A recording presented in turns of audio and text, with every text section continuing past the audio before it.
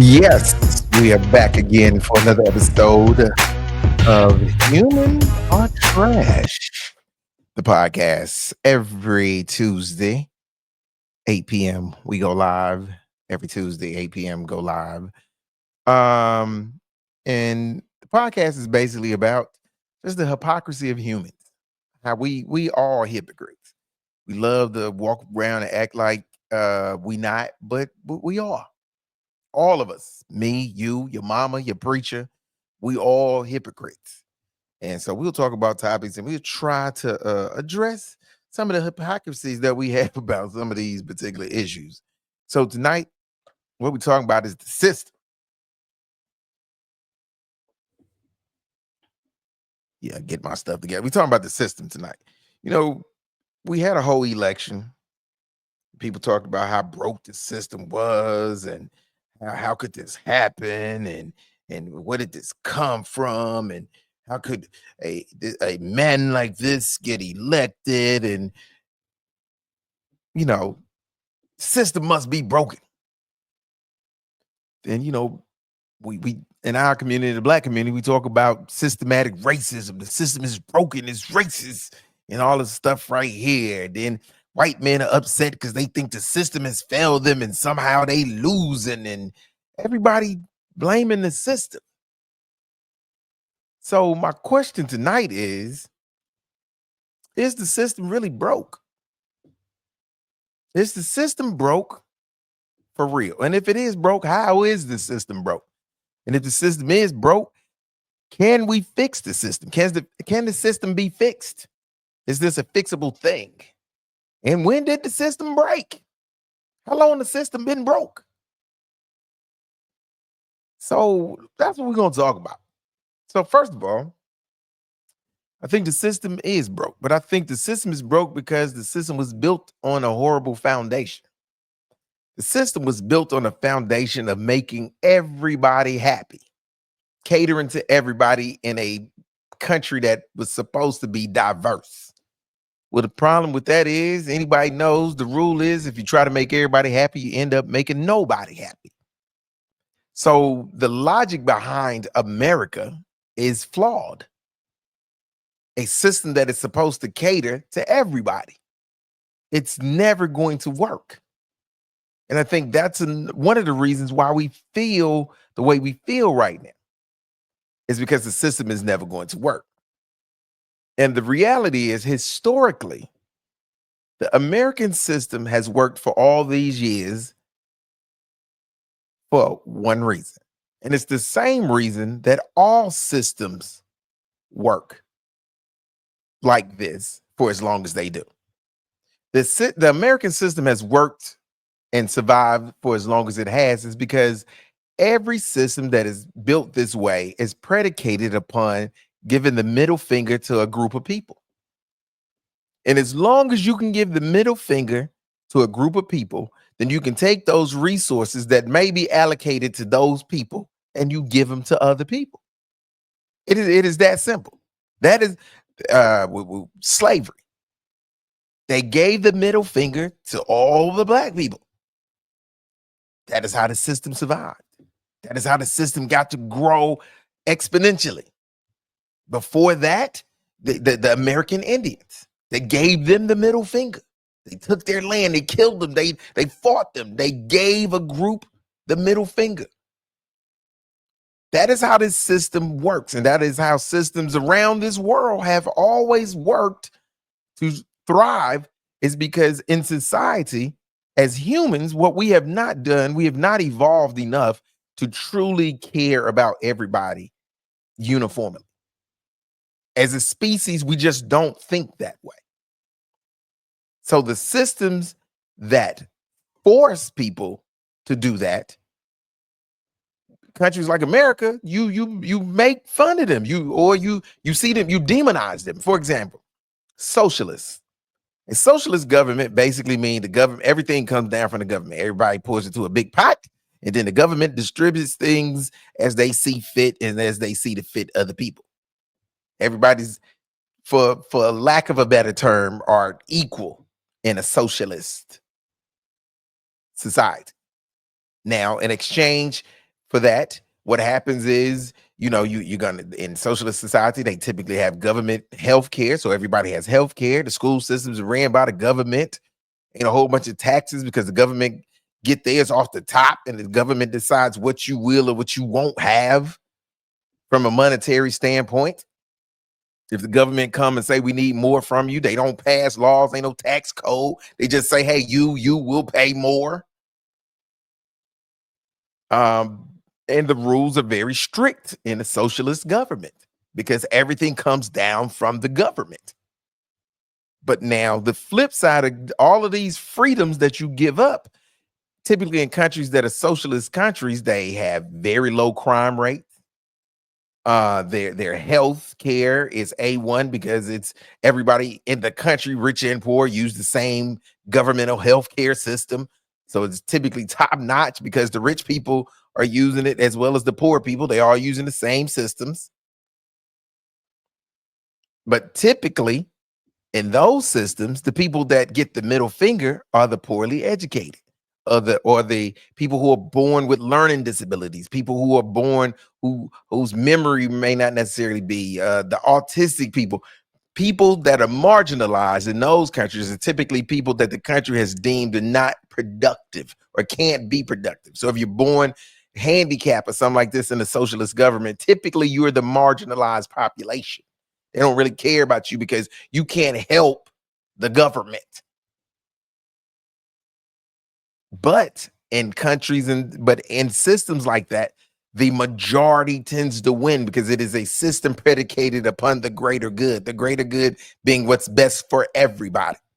For example, the Chinese emperor came to the United States and he visited a Ford plant. And this was back when Ford was still his son was running the plant, and the plant, and they had well, it was his grandson. I'm sorry, and he was touring him. They was getting a tour of the plant, and they were showing him the robots, and he was like, "Look at these robots! These robots can do the job of 4 people. Isn't that great?" And then he laughed and he said, "How many of these robots you want?" The Chinese emperor said, "I don't want robots.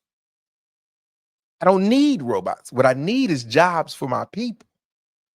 So for me, it's more beneficial to have bodies building these cars and earning a wage, making money, than it is for these robots." See, in America, that's not our mindset. In America, the businesses come first. They make the rules. They set the standards in America. And because they set the standard, they tend to make the rules. Now, how is this all related to the system? Because the problem is our system is broken, and our system is broken actually not from the top. Our system is broken at the bottom. See, there's this little thing built into the American system that the American population, we don't take advantage of. We say power to the people, and we have all of these things, but the government and the system is actually built to bend to the will of the people. The problem in America is the will of the people ain't strong enough. The will of the people ain't focused enough. The will of the people has been fractured to the point to where the will of the people is almost non-existent. The will is selfish in America. That is one of the reasons why our system is broken. We complain about the system, and we complain about the things that aren't done and haven't been done, but the reality is we're not doing the things to make those things happen. That's the hypocrisy of it all. We talk about what ain't getting done, but we ain't doing what it requires to get done. For example, this last election, love him or hate him, he won the popular vote. But roughly 30 million people didn't vote. Regardless of who you may or may not have voted for, you didn't vote. Roughly 30 million people. If those 30 million people, just for the sake of being, contrary, just being contrary, Just say all 30 million of those people had voted for a third candidate. That would have sent shockwaves through the political spectrum of America. Because what it would have pointed to is that a third candidate had a chance. That's what that would have said. That a third candidate would have had a chance. But they didn't do that. They just stayed home. They didn't do anything. They didn't make a decision. They didn't make a choice. Nothing. Now they're going to have to live with whatever selection that the people who did go vote chose. But those same people, if whoever was elected doesn't do the things that they want them to do, then they're going to complain. They're going to fuss like we all do. But you didn't do your part. You didn't do your part. So how can you complain about who's in office and what they're doing and what policies are or are not in place when you didn't vote? And we're not even talking about just for the president. There were way more candidates on the ballot than just the president. The balance of power in that Senate was determined. The balance of power in the House of Representatives was determined. Judges who sit on some of the courts were determined. There were a lot of things that were determined by this election. So this I'm not voting because I don't like either one of these presidential candidates is again a prime example of why the system is broken and we are the system. See, that's one of the little known facts, even though it's one of the first things that they teach you in school when it comes to our government and how it is set up. Even the preamble, it says, we the people. Now, that is the first line, we the people. So if your government is trash, then it is most likely because the people are trash. It's not happening by happening circumstance. The people are trash. That's why your government is trash. That's why you're not getting the things. That's why our healthcare system is trash. That's why our educational system is trash. All of these things are trash because we as a population here in America are trash. Everybody out for self. Everybody just care about themselves. And the problem with that ideology is that's not the planet anymore. We don't live in a planet where what happens in a dark corner or in a little town in Mississippi stays in that little town in Mississippi. Because all it takes is for something to happen in a little small town in Mississippi and somebody have a cell phone, and now it's worldwide news. That wasn't happening 40 years ago. That wasn't happening 30 years ago. So the planet has shrank. That is what has happened. The planet has shrank. It has shrank to the point to where even the little Filipino boy in a small village in the Philippines could record a video, put it on social media, it go viral, and everybody on the planet damn near knows who he is. Whereas, again, 30, 40 years ago, he would grow up in total anonymity. Nobody would ever know who he is. But again, that's not the planet we live on anymore. So this idea that you can just be this individual here is flawed logic. And it is actually counterproductive, thinking you can do it alone. Nobody does it alone. And for you to have that type of ideal and ideology and to think that you could do it alone, then it actually goes against nature. Everything in nature has a pair to go with it. Everything in nature depends on something else to survive. Everything in nature needs something else. So what make you think as a human make you think that you don't need anything else to help you? You need something. And because of, again, the way we're set up, no matter what. And I know it's people that say, I'm gonna go live off the land, and I can, if I went and lived on a mountain in Montana in the woods, and who the hell want to do that? Who the hell want to live in the forest of Montana? And I know it's people who do it, but 95% of the population in America live in metropolitan areas. So clearly there's not this big rush to go live in a mountain in Montana or the deserts of Arizona. It just there's not a desire to do that. And the people who do that are anomalies. So again, the desire or the need to, or the want or whatever to do it alone is not true. You don't want to do it alone for real. What you want is you want to do it your way. That's what you really want, is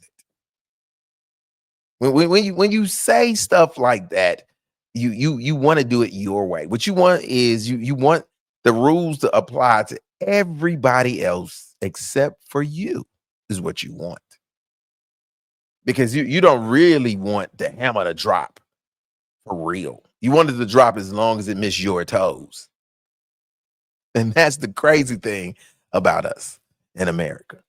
We you ever hear where they in movies and stuff they say you're arrogant American, because we are. We walk around as if we got it all figured out. And the reality is we are so far behind so many other countries in so many different ways, to the point to where it's actually scary. It's actually scary how far we are behind, and it's becoming worse and worse. I mean, like for example, I'm gonna give you a little statistic. Look at this, because I think this is the biggest reason why I think this is all built on. It's all built on the lack of education. And it's right here in the study amongst 20 high income countries, the United States ranks 12 in literacy. It's become such a serious problem in our country that 44 million adults are now unable to read a simple story to their children. 44 million. Let me tell you how huge that is. It's only 300 million people in the United States. And if this is estimated at 44 million, it's probably higher than that. It's probably higher than that. 44 million adults cannot read a simple story to their children. 50% of adults cannot read a book written at an 8th grade level. I just told you it's 300 million people in the United States. So that means 150 million people read at an 8th grade or lower level. 150 million people.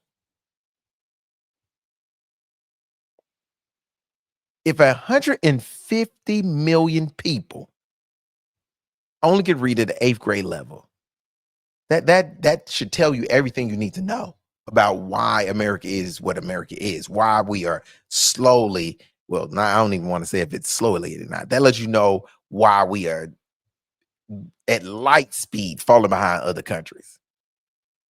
50%, 150 million people. Now, look, and just in case you don't know what that means, reading at the 8th grade level. Reading at the 8th grade level means that you lack comprehension. That means your comprehension of what you read is very low. That means you have to read stuff multiple times before you get it, and you still might not get exactly what the story is saying. How does that translate over to the bigger stuff? Well, if you can't read and comprehend on your own, then you have to depend on other people to read or tell you stuff, because you can't go do the research on your own. When people say, well, just do your own research. Well, this proves half of the country can't do it even if they wanted to do it. So that's a flawed response. Go do the research on your own. They can't. They don't know what the hell they reading. They got to depend on somebody else to tell it to them. Well, where you gonna get this information from? Well, over the last 4, 5, 6, 7 years, you've been taught that the news gonna lie to you. So you're not trusted the news. So you trust people on social media. You get on social media and people post and they just say stuff. And if it sound right and it makes you feel all warm and tingly inside, you just roll with that. Whether it's the truth or not, you don't care. It made you feel good. So it got to be the truth because I felt something when I heard those words. So it's got to be the truth. Not really. Social media is not a real place. It's a fantasy world. Is there some truth on social media? Of course. Of course, there's a lot of truth on social media, but it's a whole lot of lies too. And it's way more lies than it is truth. You got people out here on social media talking about the pandemic and giving a virus do this and the virus do that. You've become an epidemiologist and you barely graduated high school. You're probably one of these people who read on the 8th grade or lower level, but all of a sudden you can tell me the history or how viruses work. Stop playing with me. Are you serious right now?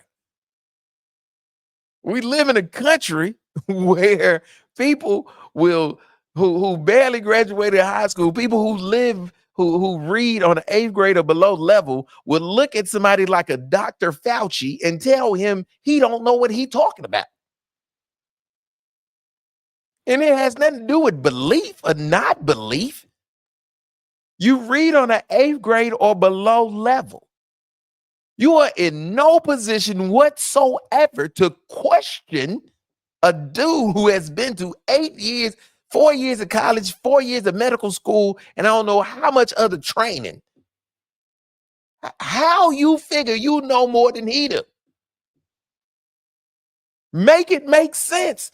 Again, this is not even about conspiracy theories or anything like that. It just makes no sense that Mike, who work at AutoZone, his opinion about an epidemic should hold more water than Dr. Fauci's. It makes no sense. But you believe that. You bought into that. And see, when you have a population that is undereducated, you can do two things. They're easier to control, and they're easy to manipulate because they're not educated enough to do critical thinking. They can't go do their own research because they lack the comprehension skills to comprehend what they are reading. So they have to come back to you to get the information that they're looking for. And if once they come back, now you can just tell them whatever. Now you placate and you play to their feelings, and you cater to their anger and their biases and all of this stuff, and you got them. Basically, it's like what pimps say. You tell them what they want to hear, and you tell these bitches what they want to hear, and they gonna come along. Can you dig it? This is what I'm talking about. Another one of these numbers: 45 million are functionally illiterate and read below a 5th grade level. What that means is you call words. That's what that means. At least at an 8th grade level, you comprehend a little bit. But reading at a 5th grade level, you call words. Is what that means. You out here red fish, blue fish, one fish, two fishing. That's what you out here doing at the 5th grade level. Functionally illiterate. That means you read stuff. You say, "Hey, what they got on sale?" You doing those little tricks instead of reading the menu. You just say, "Well, get? You gonna get the spicy chicken sandwich? You sure? Let me get that. So let us get two spicy chicken sandwiches. You never have to read the menu because you're just ordering what they ordering. You go to a restaurant, they give you the menu. Hmm. What's the special of the day? What do y'all have that's good? What kind of do y'all got fish? What kind of fish y'all got? You ask all the questions and you get the waitress or the waiter to give you all the information. That's how you get around stuff like that. See what I'm saying? This is a problem. This is a problem. And I don't know how much more or how I can get you to understand how dangerous of a place we are in when 50% of adults cannot read a book written at the eighth grade level. I don't know how to impose on you how dangerous and adverse of a situation that is. And I think that is where we are. When we talk about the system is broken, I think the bedrock of the system is predicated upon people being educated enough to take advantage of the system and to move the system, to work in the system, to make the gears of the system move, and they can't because they're ill-equipped to even be in this system. So, how do we get here? How do we get to the point to where we are half of the country is reading at the eighth grade or below level? How do we get here? We always been here. We've always been here. We can go back to just slavery. We go back to slavery. One of the things that had to be done to make slavery work is to convince poor white people that this was a good thing. Because the reality is only rich white men own slaves. Poor white people didn't own slaves. They couldn't afford to own slaves. Slaves cost too much. Buying a slave and then maintaining a slave, feeding and clothing the slave. It's the equivalent to buying a Bentley back then. So for this system to work, you have to convince poor white people that this system worked, and we were bringing in somebody for you to look down on, somebody who you're better than. And it made them feel good. It propped up the fact that they were undereducated too. They've been uneducated. Little known fact, there was no public, broad, countrywide public school system back then. You grew up, and maybe, just maybe, if you could afford to go to school, you went to school because everybody who went to school had to pay to go to school. There was no public education. So by default, rich people, kids were better educated because they was the only people, or people who had money, they was the only ones who could afford to send their kids to school. See, so we've always been here. We've always been here. And public school systems came about because slaves wanted them, freed slaves. During Reconstruction, a bunch of black guys ran for office and they got in office and they knew that now with all these freed slaves, the only way they were going to be able to get jobs and compete and assimilate to the American system is they had to get educated. Well, how do you educate the masses all at once? You create a public school system.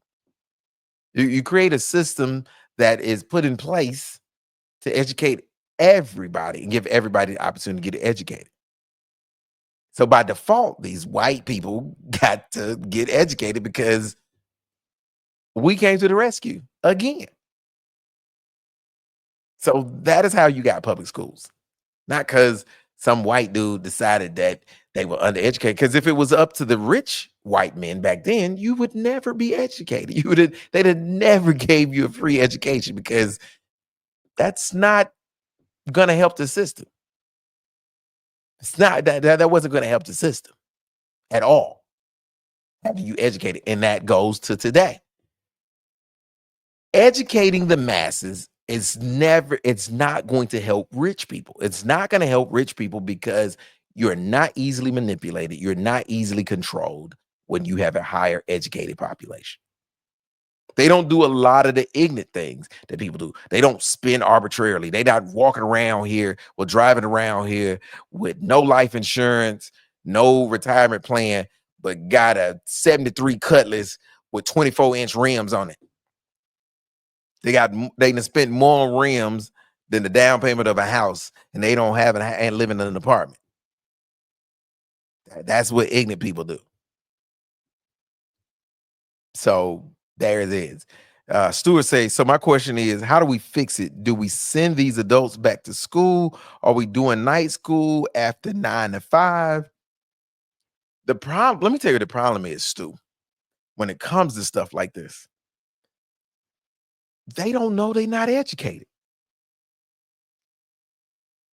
That is part of the problem. They don't know that they dumb. You got a bunch of dumb smart people. They think they smart, but they not really smart for real. That's what we have. So they don't know it. So they won't even volunteer or go back to school because a large portion of them don't know that they ignorant. And then you have another portion who their ego won't allow them to go back to school. They know they ignorant. They know that they don't read well. They realize that they fall very far short when it comes to reading and comprehension. They know it. But their ego won't let them say, I need to go back to school. I need to get a tutor. I need to learn how to read better. Their ego won't let them do that.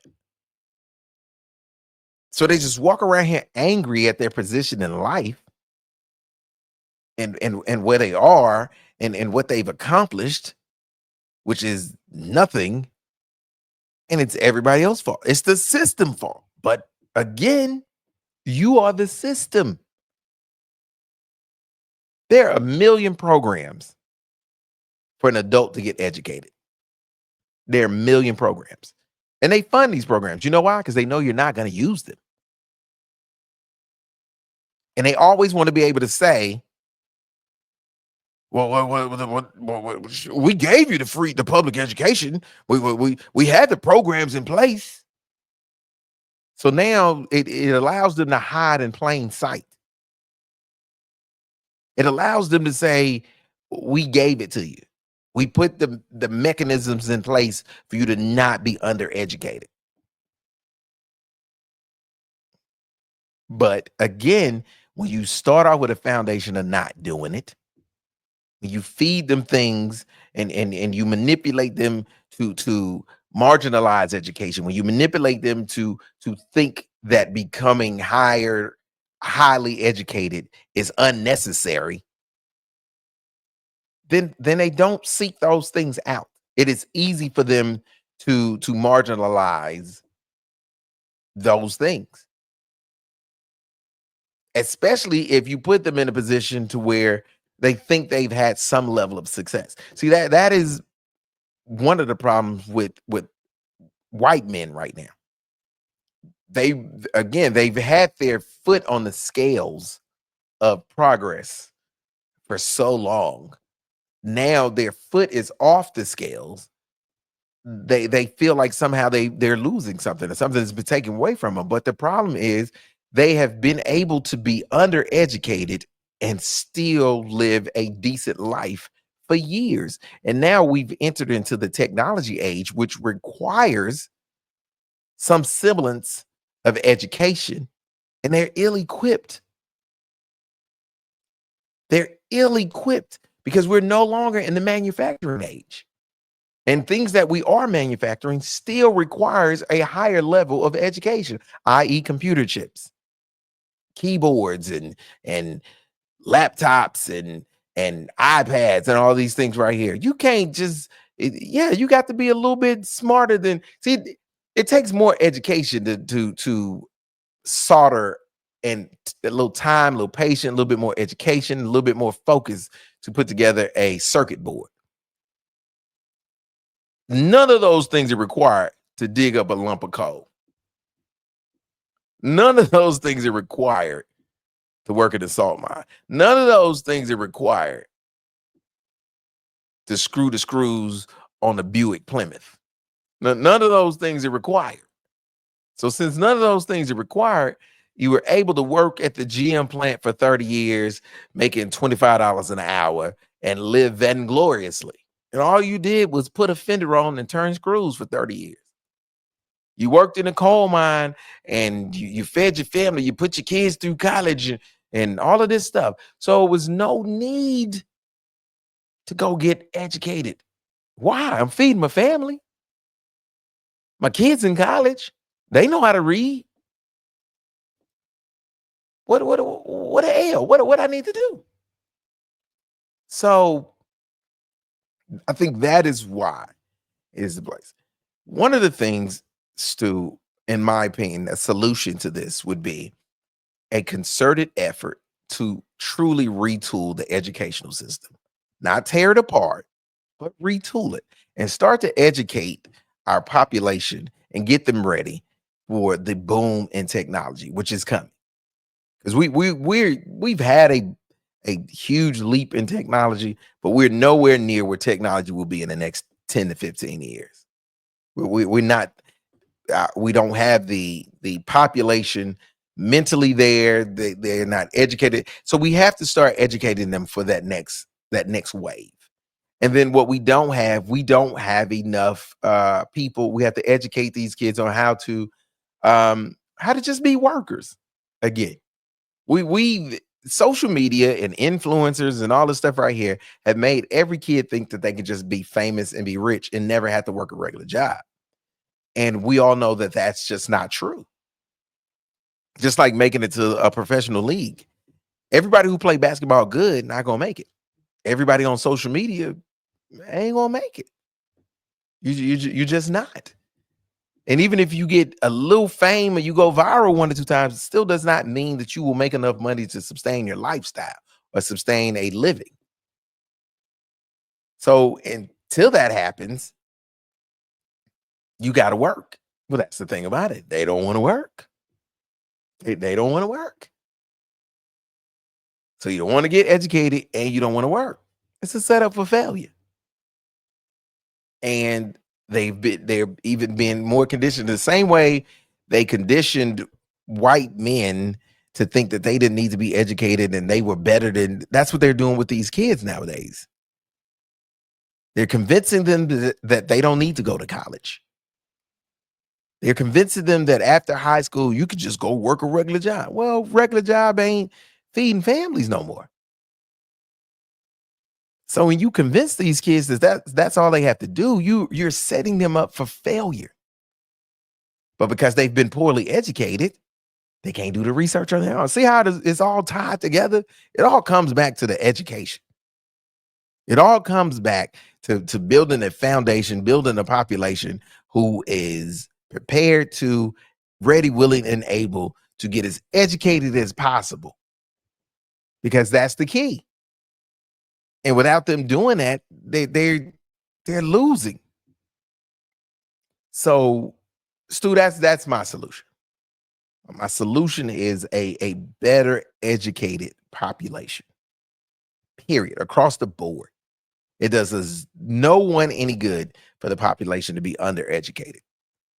I think all of the, not all of, but a large portion of the social issues that we deal with in America are predicated upon ignorance. Racism, that's ignorance. It's a sickness that's predicated and brought on by ignorance. Inequality, um, like directed at like women or gays and stuff like that. It's based upon ignorance, undereducated people who make these assumptions. It is crazy that we live in a country who somehow thinks that a book, a child reading a book could spark them to turn gay. That's the level of ignorance that we do. Oh, don't read that book. You talk about a gay relationship. I don't want my child reading the book about the gay people because you never know what would happen. Well, ma'am, sir, if a book is able to make your child curious about someone of the same sex, they probably was already curious before they read said book. Because I done read a lot of books that have mentions about gay and transsexual relationships and activities. And at no point in time did I want to do the chop chop. At no point in time did I want to be booed up with a dude. Not even slightly. Not interested in anything. Ain't fantasized about it. Ain't in the deepest regions of my mind have I thought never. I'm not interested at all. And I've read all those books that mention these things. I've watched movies that have it in it. I've watched TV shows that have it in it. And still, I've not magically turned into anything but what I am. And that's a heterosexual man. No knock on nobody else. I don't care. But it ain't for me. It's for you. It is for you. That do your thing, my friend. If you want to do that, poo-poo, yeah, do your thing. It's not for me, my friend. And there's no judgment. All right, so we get up out of here. Every Tuesday, 8 p.m. Check us out. Tell a friend that know a friend. Tell somebody that knows somebody. Watch the show. Listen to the podcast. Watch the podcast. Stream it. All that good little stuff. Stream it live or rewatch it later on. And subscribe to the channel. If you watch it on Facebook, follow the page. Whatever platform or medium, click on the follow. Click on the link. Be in that number. Tell somebody that knows somebody about it, the conversation. I think I'm gonna have a guest next week. I'm not gonna tell you who it is because I'm waiting on them to confirm their schedule. Then we're gonna jump into it. If they can do it, ladies, get ready. It's about to go down. Catch y'all next week.